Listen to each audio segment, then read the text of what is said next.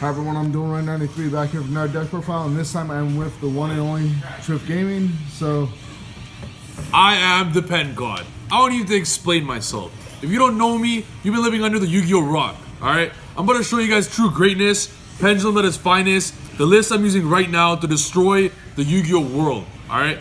I've been releasing some like random crazy stuff with Jesse Cotton and some other stuff, but that's just gimmicky stuff. This is my official #1 variant of my deck, of my Pendulum deck, that I'm playing right now, and for ARG Boss and every other event moving forward until the next boundless. Alright, so let's get into this list if you're ready. Alright, so 3 Chronos, 3 Cerberus, 3 Razor. If you're playing anything else, you don't know anything about pendulums. In terms of turbo cards, we're playing a few other ones. The way I'm building this deck is to play around Joel Reincarnation. So when I face Brick Stars, I know in my mind, okay, I'm gonna pretend they have a Joel Reincarnation, and I play as if they have it. And even if they have it, they neg 2. They neg 2. They reincarnate Joel for nothing, and it doesn't affect me even in the slightest. That's how I built the deck. There's 0 actual searchers that are necessary. This is a searcher, but I don't need to activate it. If I know I'm playing that deck, I just don't activate this card. So 12 turbo cards. If I draw one of these 12, I win. You don't need more. 12 is 87% chance to draw one, and if you draw one, you're lit. And drawing too many turbo cards, you actually only need one, because Chronograph will loop the rest. So 1 turbo is all you need. Everything else might even be overkill and doesn't play around high traps properly. If they stop your first Electrum with impermanence or something, you just pen summon after that and then go off. So the 12 is all you need. Next for plus cards. Plus cards are very mandatory in the deck.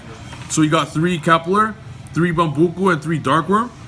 These are all plus. These are +1s. Bambuku will be a +2, but you get a plus at the end phase. You make a free Totem Bird, necessary. And then Kepler will be a +3. It's absolutely insane because you go Kepler, Contract, add Thomas, add back Kepler. It's insane.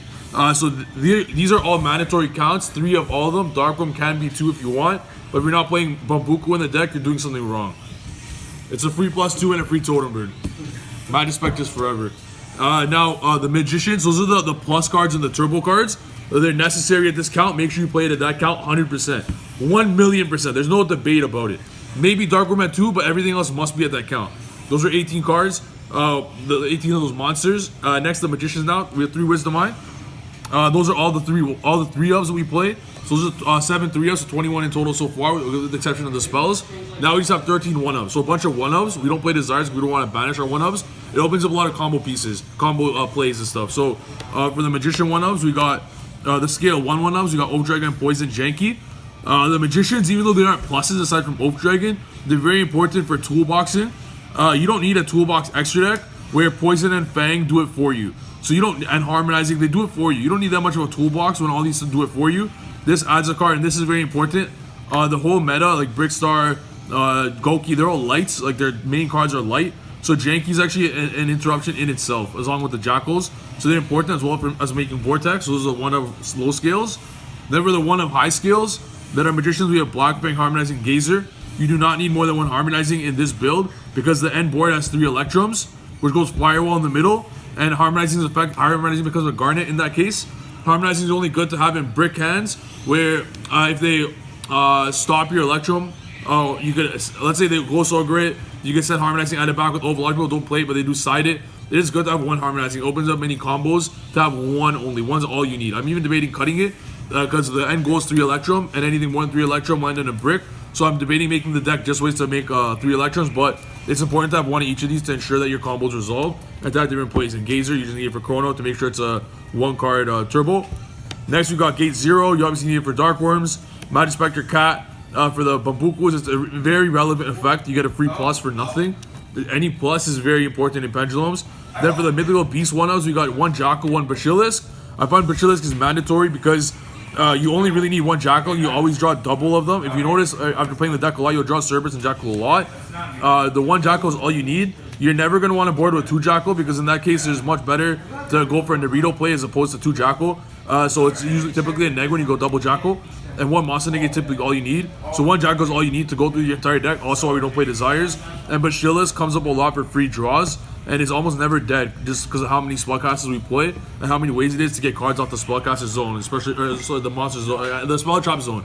So it's really, really important to play. And then Hamster, because so many pluses off Hamster. Both his normal effect and his skill effect are very, very, very relevant. Make sure you play it. 1's perfect, 3 is not necessary unless you play Iris is good. But then we got Thomas, because the 3 Keplers, the whole combo is Kepler's gonna search for Contract, which will search for this. Then you're gonna link Electrum with this. This will add it back.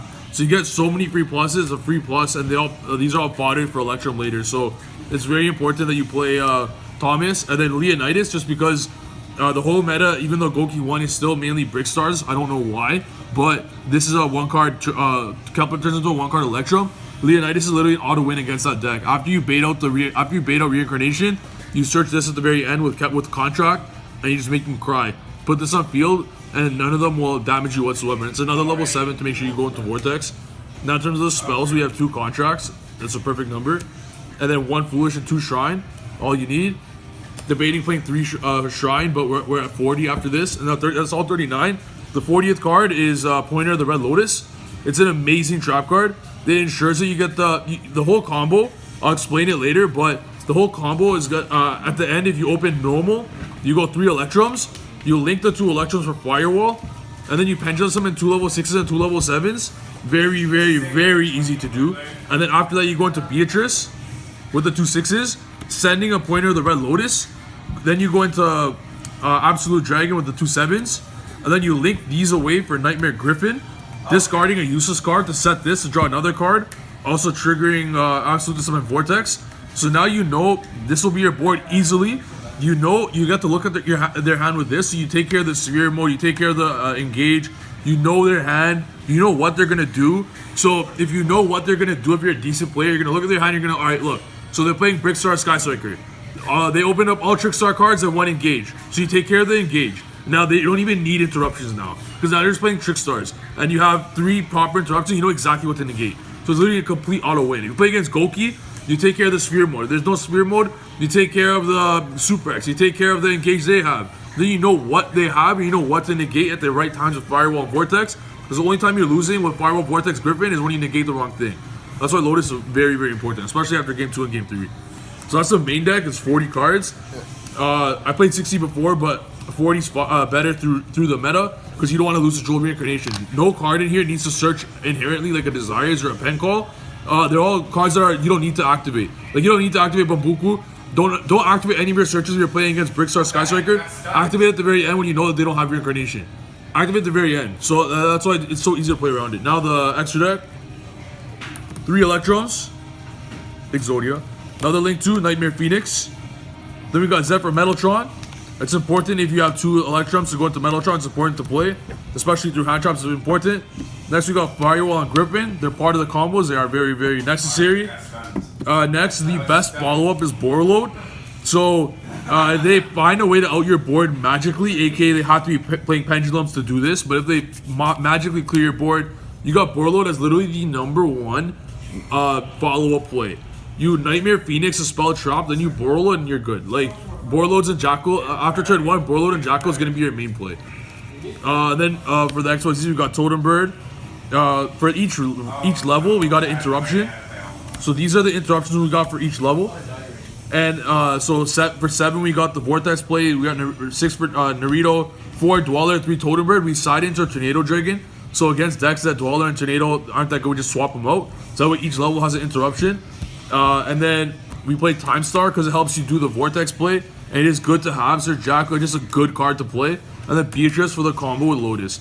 So that's the extra deck. That's the main deck. Now I'm going to show you guys a side deck, which is very, very important. So we're going to start with Tornado Dragon, just because I already explained it, how you want another level 4 to play. But just in case they're playing a deck that Dweller doesn't do anything against, you want Tornado to go in, or even going second.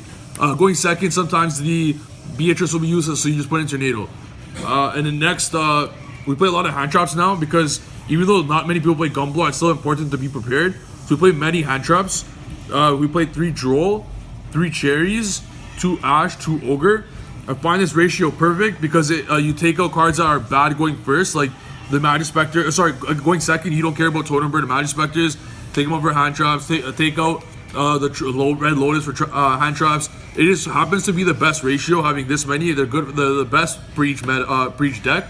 For Goki, you need as many hand traps as possible. I play these 8. In a 40 card deck, you're bound to draw 2. So let them call by the grave 1, and you'll hit the other, and you'll be lit. All 8 of these completely end their turn. Even if they stop one of them, you got the other 8. You got the other one. So drawing 2 of these ensures that they can't play. And Goki, when you hand trap them and they have no call by the grave, their turn ends and you OTK them even with 3 or 4 cards, as long as one of them are a turbo card. So it doesn't actually, you can actually play, even though a lot of people think you can't play pendulums with like 3 or 4 cards, you actually can. All you need is 1 turbo card and 1 normal summon, and you can play. So you can actually play hand traps. It's just contrary to popular belief, people don't. So hand traps are actually very good in pendulum, even though people don't think it is. So those are the 10 hand traps we play in the side deck, because going first, they're not that great, obviously. But going second, you're prepared for everything. I then 3 red reboot because anti-spell sucks. And sometimes you play it for reincarnation if they're playing pure. Then Soul Day for cherries. And that's the side deck, and that's main and next. That's the whole deck. Alright, is there anything you would change in it?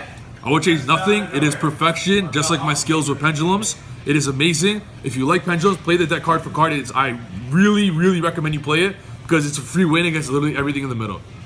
Alright, well, thank you for the deck profile, and I will be linking your channel in the description. And once again, this is Triff Gaming. Subscribe to his channel. He's a great guy. Thanks for watching, guys.